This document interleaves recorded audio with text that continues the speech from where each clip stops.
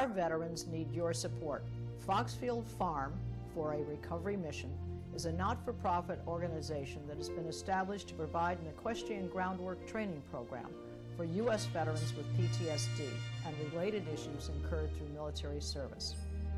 This curriculum will be offered at absolutely no cost to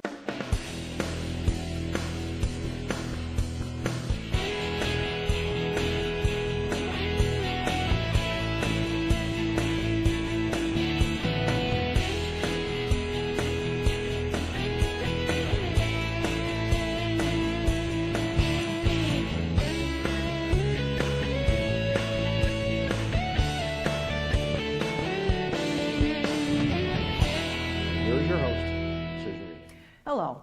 Once again, I wish to thank the Connecticut Historical Society for supporting our Connecticut Valley show, and we are providing the unique venue for my guest today, Mr. Ned Lamont. He's the Democratic candidate for Connecticut's 2018 gubernatorial race, and it's a pleasure to have you here, Ned. Nice to be here. Great. All right, give us a little background on your career, your skill set, and so forth. And what was the catalyst? What was the moment? When did you decide to run? My career, I thought I was going to be a newspaper guy. So right out of college, I started up helped start up a weekly newspaper in southern Vermont called the Black River Tribune. And the irony was that this was a small town of Ludlow, where GE had recently uprooted and left a hole in the middle of this community. And I covered that for a little over a year, and how this town got back on its feet because they thought their best days were behind them. And there's some similarities to the state of Connecticut today. From there, I went into the cable TV world, so I know something about public access television. I helped start up Cablevision of Connecticut. And from there, I started up my own business in the telecommunications cable world. So I would be the first governor in 80 years who actually started a business and created jobs, which I think is pretty good credential for in a state that's having a hard time doing that. Right. I think that's one of your key points is we need more jobs. What was the moment? What was the catalyst? Because you did run before. What this time? And this time, do you see it different when you lost to Dan Malloy the last time, our current governor? Well, I've always been involved in the state. I was a selectman. I was on the Board of Finance. I was a volunteer teacher at Harding High School. I ran the pension board for Lowell Weicker. So I've always been a citizen activist, let's say, not necessarily in electoral politics. That changed dramatically when I thought the invasion of Iraq was a terrible decision for this country. That's when I stood up and I challenged, senior member of my own party. That did not endear me to the party brass, but I didn't care. And we surprised a lot of people. And then I went on and was chairman of Barack Obama's presidential campaign for Connecticut. And he went and finished some of which we had tried to start in terms of ending America's frontline role. I stayed very involved in Connecticut. I was professor at Central Connecticut State. I put together business and labor leaders trying to come up with a blueprint to get this state going again. It was just struggling even back then under Rowland and Rell, and needless to say, they left an enormous deficit to Malloy in 2010. And I took on Dan in 2010, and I took him on because I thought a career politician would be a lot less likely to make the big structural changes we need to do to turn this state around. And I was somebody that wasn't looking to make this a career or a stepping stone. It was probably going to be a 4-year gig. And you ask what has changed. What has changed? 8 years ago, I think a lot of folks felt that we were coming out of the Bush recession. We'd recover as the nation recovered economically. And we didn't have to make big fundamental structural changes. It's 8 years later.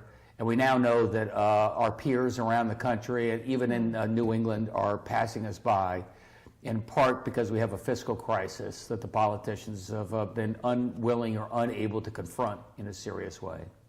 Well, the jobs is the big issue.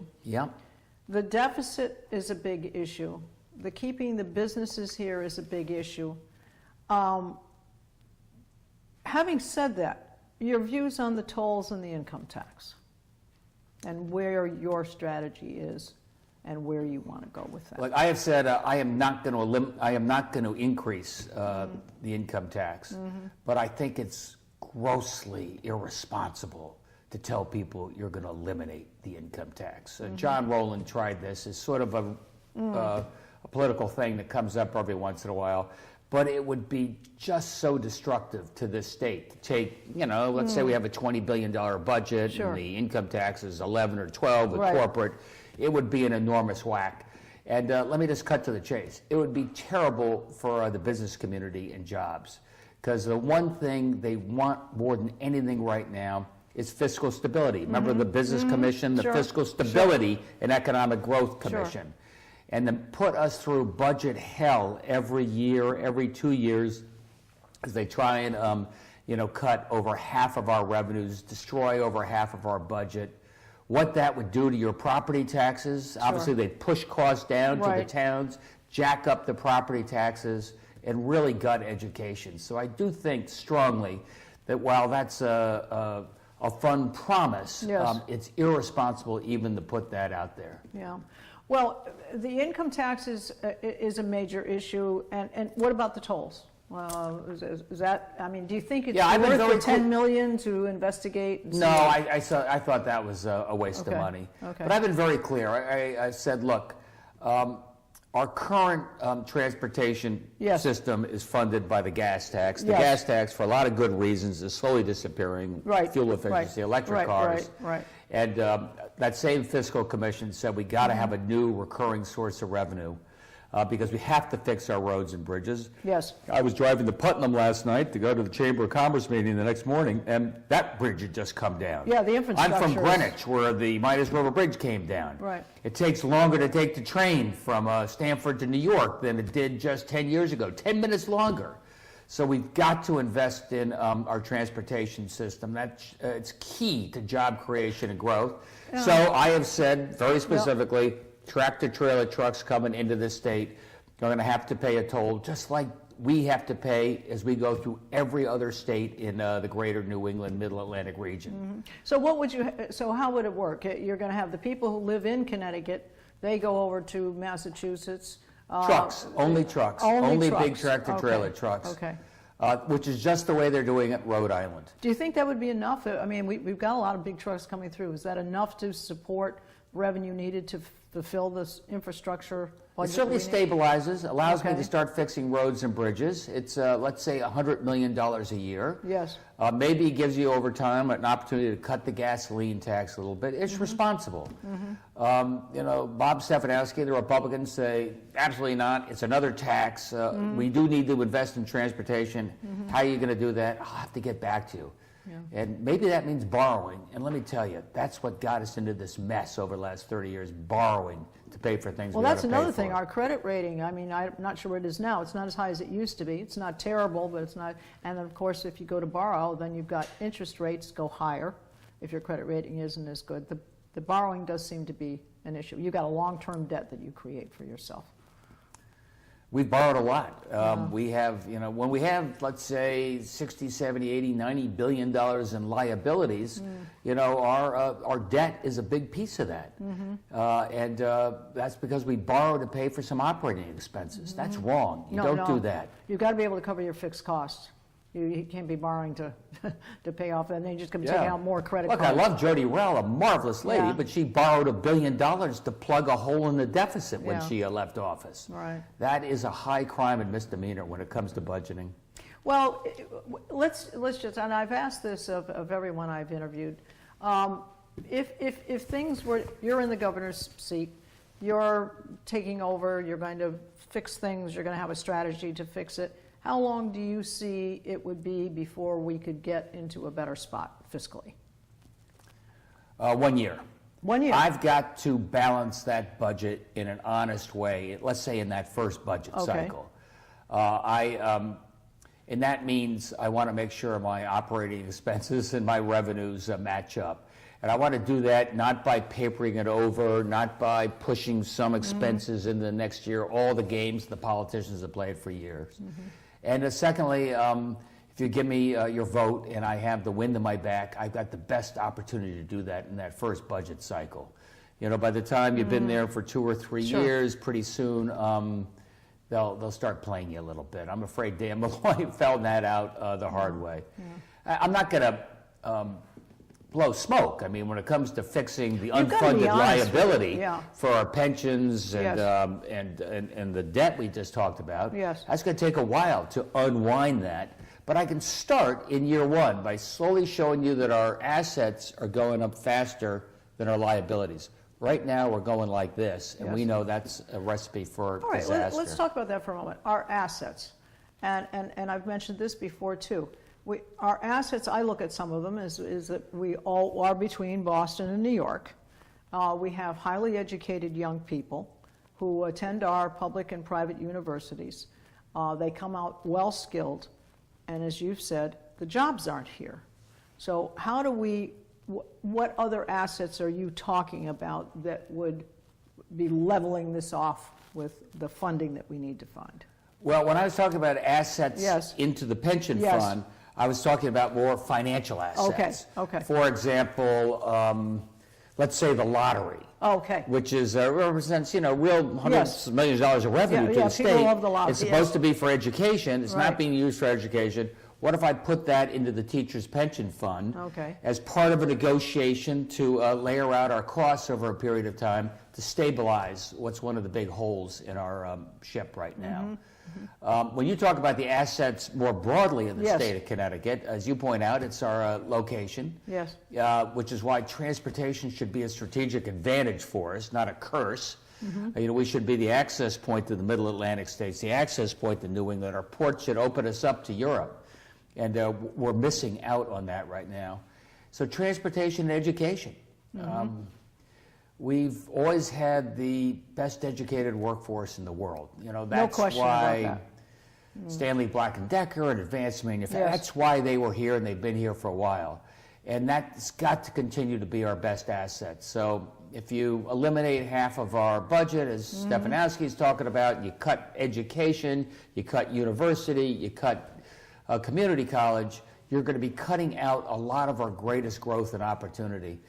And when you say, you know, no jobs, there's some good news here. I don't want to depress the hell out of your viewers, which is that there are tens of thousands of really good jobs in this state right now that we can't fill. Sure, I mean, transportation, you're going to infrastructure and so forth.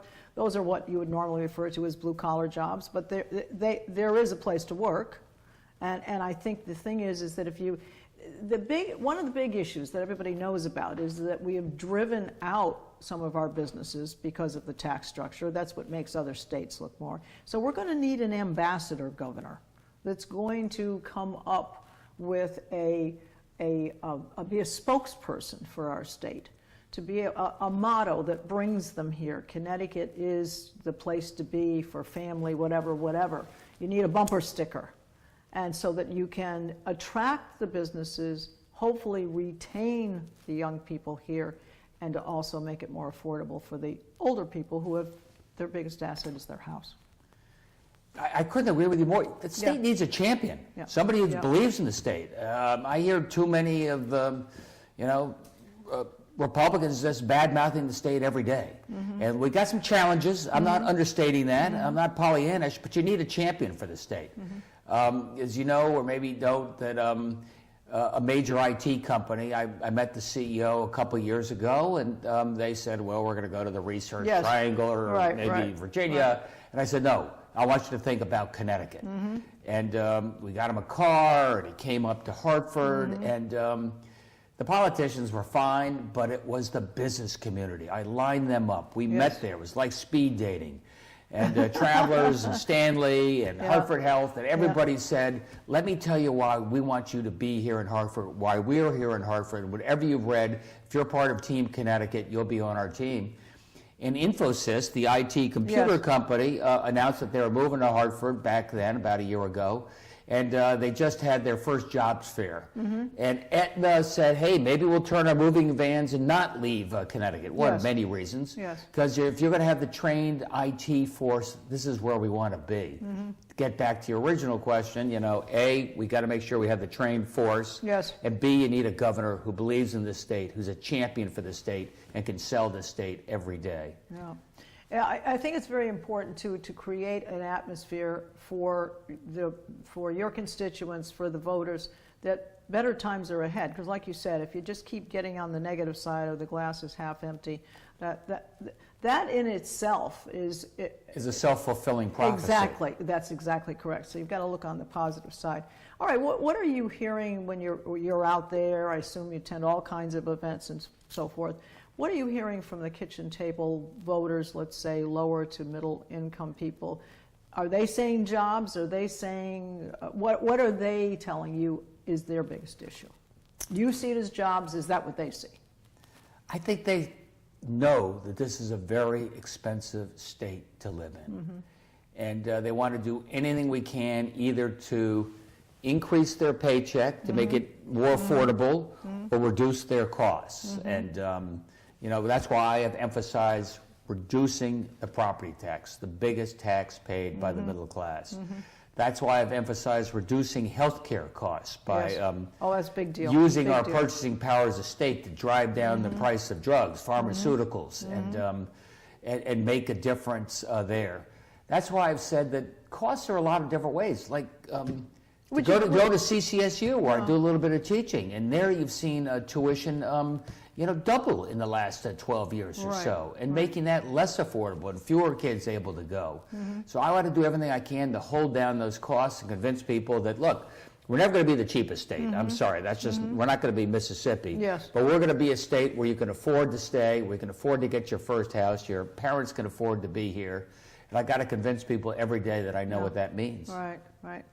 I think it was Rice University, I heard just recently, they are, depending on your income level, they're going to give out some free tuition or reduced tuition to students to encourage them to get their degrees. I mean, we have a lot of quote-unquote very rich, if you will, nonprofit universities in the state of Connecticut. Could you encourage them to perhaps give people more opportunity rather than that? Because right now they've got the breaks in being a nonprofit.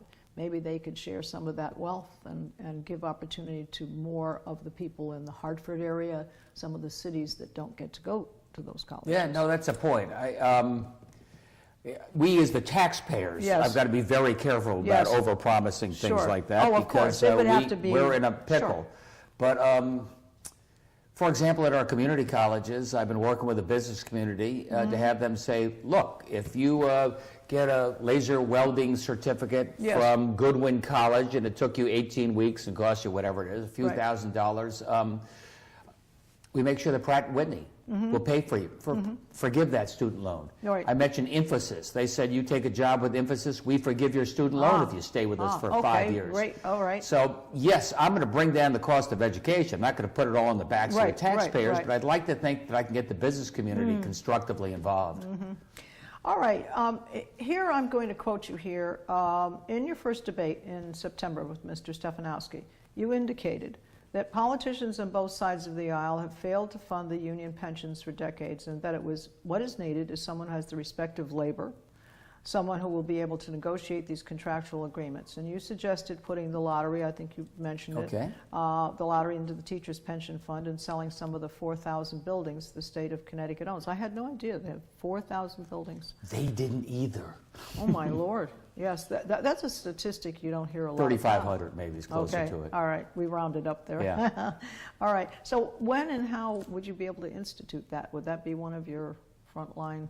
Institute which one now? You're asking about the bipartisan nature of our fiscal mess. I guess there's the thing. There's 2027. We have is supposedly when many of these contracts are up. Is there anything that can be done to mediate that situation? I think that was one of your suggestions. Oh, yeah. No, we have a crisis. Okay. And I can't solve it unless the business community is at the table. I've mentioned them. Unless labor is at the table, I have mentioned them. I'm going to get Republicans as well as Democrats. We have an emergency. And I've got to get you a budget within 4 months of today on the table. Starting with a $2.5 billion deficit that we're inheriting. Yes. And we're going to get that done. And we're going to do that primarily on the spending side because we can't afford otherwise to get this thing solved. And as you point out, Bob Stefanowski, like everything started with Malloy, and that's where the disaster is. Right. It goes back a generation or more. I was going to say, this has been over a period of I decades. can sit around pointing the fingers. He can point the Sure. fingers. Who cares? Sure. Here we are. It's, Right. we're having an election in 6 weeks, and I got to look forward to tell people how we're going to solve this thing. And you have a very specific idea what I'm going to do. Now, what have you, I'm just going to ask you this as an aside, we didn't discuss it. What have you felt that the questions that were given to you at the debates, do you think they hit the right notes? Because to some degree there seemed to be, it almost seemed as though there was this opportunity to attack each other or talk about each other's failings or strategies or whatever. Did you feel that those debates by WTNH were well put together? These are not Lincoln Douglas debates, let's face it. I mean, I can give you the Stefanowski answered every single question. Ned Lamont is a clone of Dan Malloy and will break his word on taxes like Dan Malloy. Okay, fine. And I can say I'm the only guy to challenge Dan Malloy. I stood up, and where were you? And okay, enough. So I've got to find the right balance of actually giving people a positive vision where I take the state, answer your questions, let you know where we want to be, and push back. And the insiders want a lot more pushback. That's what they like. All Stefanowski does is attack. I don't think you have a clue. I don't think he has a clue what he would do to fill that $12 billion hole in our deficit if that's what he does with his tax cut. There does seem to be the question of what would you do when I get into office. It's a situation where voters are, and I've said this before too, voters are becoming very astute to what people are saying. There was a point back when they were more apathetic, perhaps a number of years ago, things weren't all that bad. They've become critical, but not only have they become critical within the state, I think what's making even more of a sore point is that they see that the nation as a whole is doing a bit better, that the states around us are doing well. Well, what's the matter with Connecticut? We've got the highest electric rates, we've got the income tax, we've got all of these issues. What has brought us to this point that we are so critical, and now people are getting really nervous? I mean, they're seriously nervous. And so they're not just apathetic anymore. They are listening, they're watching the debates, they're hopefully watching our show. They are looking at every newspaper article. They are listening to the media about what the latest thing is. People want honesty, and they don't want to be treated as though that they don't know what's going on. Well, I hope they're watching your show and not just watching the debates, because the debates has a 1 minute answer thing, how can I tell you what I'm going to do on the deficit? Right. But I do think the press has got to hold us to a higher bar. It's such a low bar, and somebody's on message. They keep the attack going all the time. That's a great way to run this state. I mean, you've got to hold us accountable, because like I said, the state is going through a tough time, and you got to have somebody who's credible going forward. You know they have a plan. They know the numbers add up, and people have some sense of confidence that we're going to get through this. Yes. And right now, I think the press is, has a pretty low bar for Bob Stefanowski. They're not really asking him to fill in any of the blanks. Sure. He's been running for a year. Give me some idea of what that $2.5 billion deficit, how that disappears in a year, plus another billion or whatever he's going to do. Right. Well, we have, I think the way it's broken down, it's roughly the registered voters or Democrats are about 32%, and I believe that the Republicans are about 22%. And we've got a very large and growing unaffiliated group of people. Have you run into those when you've gone to your events? I mean, do they identify themselves, or they say, I'm really trying to decide which way to go? That's a large body of unaffiliated voters who are, as I said, listening critically to what's being said. Do you see yourself as being able to capture some of that? Well, I always have. I've been sort of an independent-minded Democrat. As I mentioned to you, the first thing I did was take on a member of my own party. Yes. Frankly, I guess all I've ever done is run against Democrats. I ran against Lieberman, I ran against Malloy, and maybe this time I get to run against not one but two Republicans. I got a Trump Republican in Stefanowski, and I got a Connecticut Republican in Oz Griebel. Right. But yeah, I have to reach out to the unaffiliated. They've got to know, and I don't want unaffiliated to mean code for I'm just not getting involved or I'm inactive. Yeah. They've got to know that I give you a reason, somebody to vote for. Exactly. I just don't want you to vote against somebody else. I think that's a very good point. Something to vote for rather than against. You can't. That's a kind of a no vote. And that's not really a vote for, that's a no vote. All right, very quickly, homes that have suffered crumbling foundations, is that a solvable thing within? Yeah, you need a governor to show leadership on that. The headline in the paper was Stefanowski to crumbling foundations drop dead. Yes. And I understand his libertarian point of view, you're on your own, but you expect more from a governor. Yeah. I mean, these are folks that could represent, thousands of homes, their entire well-being, nest egg, memories, all in a foundation. You go down, you see the crumbling foundation, and what do? Can we as a state and the taxpayers solve it? No. Can we afford not to have it fixed? No, we cannot. And I've been very clear. We're going to get a scope of the problem. I'm going to get the insurance companies back to the table. I'm going to get the banks to the table. The bank wants nothing less than to sit on a foreclosed home with a crumbling foundation. Of course so we have people that have incentives to reach a solution. I work with Joe Courtney or John Larson and make sure that FEMA can come up and do its role as well. And we expedite this and take the lead on it. Yeah, I think it is very important. That's another value added, if you will, being in Connecticut, because Connecticut truly cares about its residents, and I think that's very, very important. We have your last two debates, and in those debates, it was you and Mr. Stefanowski. Oz Griebel was left out of it, and he's made it to the ballot, and he got his petitions done. He got everything done. What was your thought on that? What was your feeling on that? Well, first of all, we've actually had three debates. The first debate was me and Oz Griebel, and Bob didn't want to show up at that one. Then we had two more debates, and Oz wasn't invited. And I think Oz should be there. I think Oz is a knowledgeable guy. What's the reason to leave him out? Here's the reason. This is why you leave it up to the debate organizers, that there are other candidates as well, Libertarian Party, of course, whatever they are. And some of them don't have microscopic support. So how big do you make the stage, and where do you draw the line?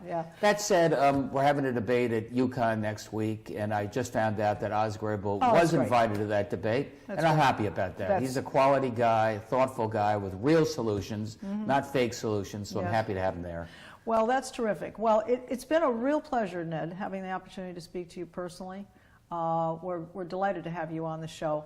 And we want to give your website, which is nedlamont.com. And we want to make sure that our viewers remember to go to chs.org. Our venue here today, we are so grateful for them for supporting Connecticut Valley Views. Please look to them for special events and all of their programs that they have here, and perhaps a membership to it. I also want to remind you to watch all of our shows on ctvalleyviews.com. This is Susan Patricelli-Regan. Thank you for joining me today and having my guest, Mr. Ned Lamont. Thanks, Susan. Thank you.